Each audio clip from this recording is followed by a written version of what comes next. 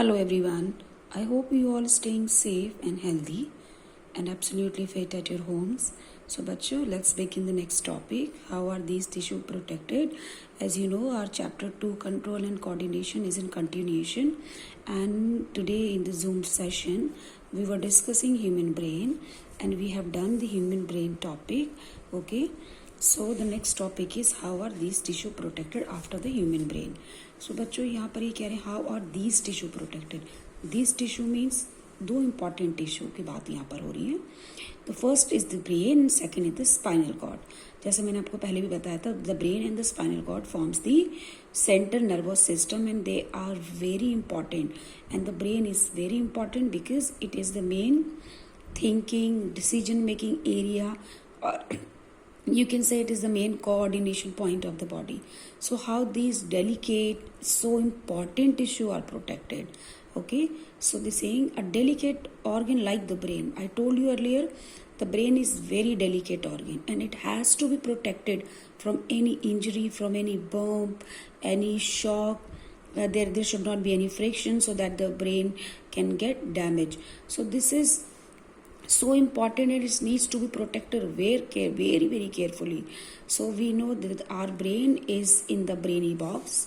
Okay, brainy box, which you normally call it skull, but we can also call it cranium. So brain sits inside a bony box and that bony box is the cranium or the skull. Okay, inside the box means cranium के अंदर या skull के अंदर जब ये brain protected होता है, ये देख रहे हैं आप cranium, ठीक है, and this is the brain.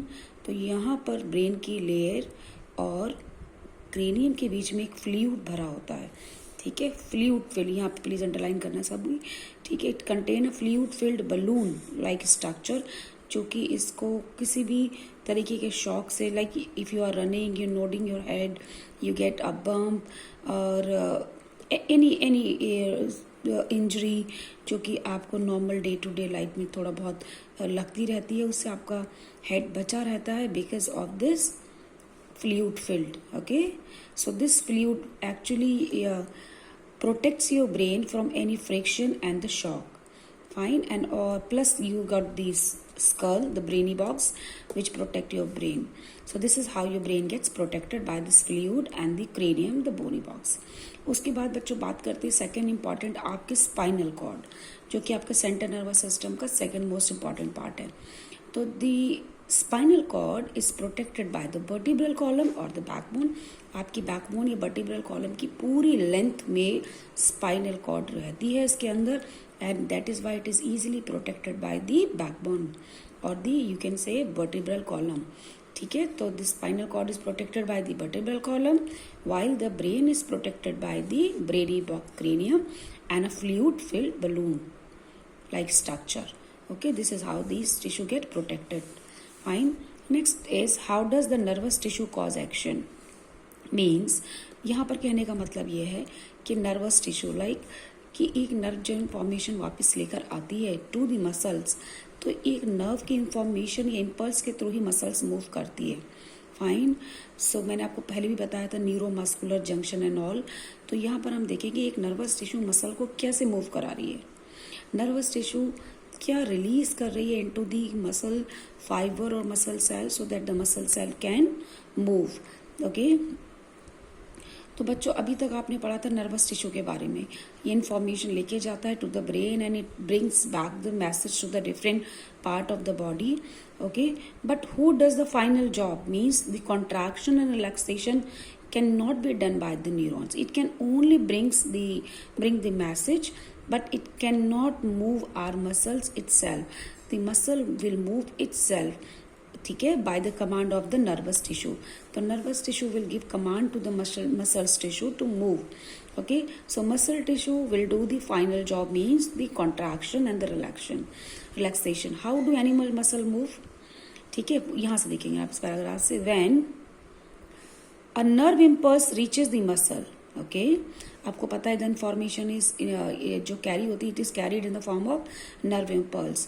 When a nerve impulse reaches the muscle, the muscle fibre must move. वो कह रहे जब इंफॉर्मेशन मसल्स के पास आएगी then muscle fibre must move. So something is there in the muscle which is making it move. So what is making a muscle cell move? What is muscle cell is having a special structure which is making it move. So the simplest notion of movement at the cellular level is the muscle cell will move by changing their shape. Okay आपको पता है muscle cell contract करती है, relaxation करती है. तो ये contraction और रिलैक्सेशन किसकी वजह से हो रहा है? क्या मसल सेल में अपने आप ही कॉन्ट्रैक्शन और रिलैक्सेशन हो रहा है और कुछ है मसल सेल के अंदर which is making it contract and relax? Yes, muscle cell has a special kind of protein. Okay वो कह रहे हैं ना इसका हमें आंसर मिलेगा in the chemistry, in the chemical of the cellular component, and that chemical is the protein. The special protein. They are not naming protein here. Why? Because there is not one type of protein in the muscle. There are many types of protein which you will study in higher classes. But as for now, I can tell you this is special protein is contractile protein, actin protein, myosin protein. This I will provide you in the notes. So here you can only learn special protein. Okay. So this special protein helps the muscle cell to get contract and to get relaxed.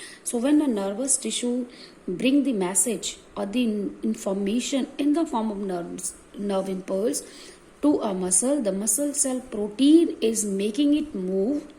Okay, is making it get shorten and get relaxed. Okay, so this is the protein which is making the muscle cell move. Okay bachcho, and after this I hope you all are very much aware of these questions, like what is the difference between a reflex action and a walking, what happens at synapse between two neurons, you already done this, which part of the brain maintain posture and equilibrium. Okay, how do we detect the smell of agarbatti, what is the role of the brain in reflex action? Do all these questions in your notebook, as because we already discussed all these answers in detail. Now next is coordination in plants. Coordination in plants is little, you can say, simple, because animals have the nervous system, the brain, the spinal cord, the neurons, but plant does not have any kind of nervous tissue. But plants are sensitive, plants are also living being. So how does control and coordination carried in plant? Fine, so this is carried by two ways. The first, this we are going to discuss here. So there, before we start the topic, there are some examples. Let's look at the example first. First example is plants have neither a nervous system or the muscles. So how do they respond to the stimuli? The first question. Okay, when we touch the leaves of the choimei, the sensitive or touch me not plant, they begin to fold up and droop. Fine. When a seed germinate, root goes down, the stem comes up into the air. तो बच्चों आप सभी ने normal life में या किसी ने छोई मुई प्लांट को टच करा होगा, जो उसको हिंदी में हम छोई मुई बोलते हैं, इंग्लिश में हम इसको टच मी नॉट बोलते हैं, and in the science the botanical name is the mimosa pudica. So it is in the family of mimosa family में ये प्लांट आता है, and it's botanical name is the mimosa pudica. जो हम touch me not plant को touch करते हैं तो हमारे टच जो है वो उसके लिए एक स्टिमुलाई है. स्टिमुलाई तो आप सबको पता ही होगा, stimuli, and in response to that stimuli touch me not leaves get fold inward, अंदर की तरफ फोल्ड हो जाती हैं, and after some time they get back into the normal position like they were before. So what makes these touch me not leaves move?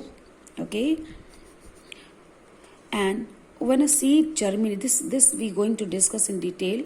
When a seed germinates, the root goes down, the stem comes up into the. आप कोई भी seed लगाएंगे आप देखेंगे हमेशा root जो होगी वो सॉइल में नीचे की तरफ जाएगी, जो स्टेम होगा वो एयर में ऊपर की तरफ जाएगा. ठीक है, जैसे जैसे जैसे आपका जो सीड है वो सीडलिंग में, then a tiny plant, and then it will grow into a baby plant, and then into a big plant. So इस तरीके से आप देख रहे हैं कि प्लांट की ग्रोथ हो रही है. जब प्लांट ग्रो कर रहा है, it means it is moving up from the soil. Fine, so when it is moving up, it is also growing. You can से it is growing and it is moving. इसकी growth भी हो रही है और इसका मूवमेंट, अभी तक तो वो यहाँ पर था, नाउ इट इज मूविंग और वो इस हाइट तक पहुंच गया, अभी और मूव करेगा. सो यहाँ पर ग्रोथ और मूवमेंट एक साथ हो रहा है. देख रहे हैं आप कि यहाँ प्लांट की ग्रोथ भी बढ़ रही है। इसी तरीके से आप देखेंगे रूट, जितना प्लांट छोटा होगा उसकी रूट उतनी छोटी होंगी, लेकिन जैसे जैसे प्लांट की हाइट या प्लांट की ग्रोथ होती जाएगी, रूट भी deeper deeper deeper into the soil जाती जाएगी। तो रूट की भी ग्रोथ हो रही है और स्टेम की भी ग्रोथ हो रही है।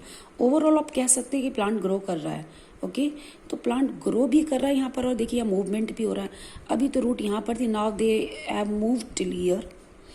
Okay, similarly the seed which was till here, now they have moved till here.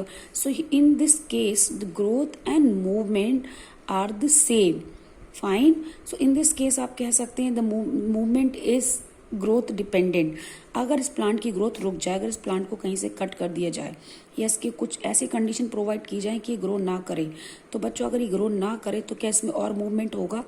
नहीं होगा, क्योंकि ये ग्रोथ पे डिपेंडेंट मूवमेंट है।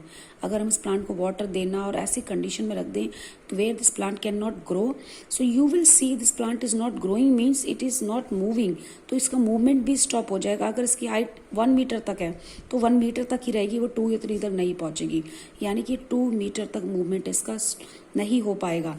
सो बिकॉज यहाँ पर हम देख रहे हैं जो मूवमेंट है इट इज ग्रोथ डिपेंडेंट, जबकि जो टच मी नॉट प्लांट था इसमें जब आप लीव्स को टच करते हैं वो ड्रूप हो जाती हैं, फोल्ड हो जाती हैं और उसके बाद वो वापस नॉर्मल अपनी शेप में आ जाती हैं। इन दिस केस क्या ये ग्रोथ पे डिपेंडेंट है? क्या इसमें प्लांट की ग्रोथ हो रही है? नहीं। तो प्लांट में 2 तरीके की मूवमेंट हम पढ़ेंगे बच्चों। The first which is the growth dependent, जैसा अभी हमने डिस्कस करा ये वाला, fine, and second is growth independent like touch me not plant. यहाँ पर ग्रोथ से मूवमेंट का कुछ भी लेना देना नहीं है यहाँ पर, तो that is why this is growth independent and this is growth dependent movement in a plant. This we going to discuss in detail in the next video.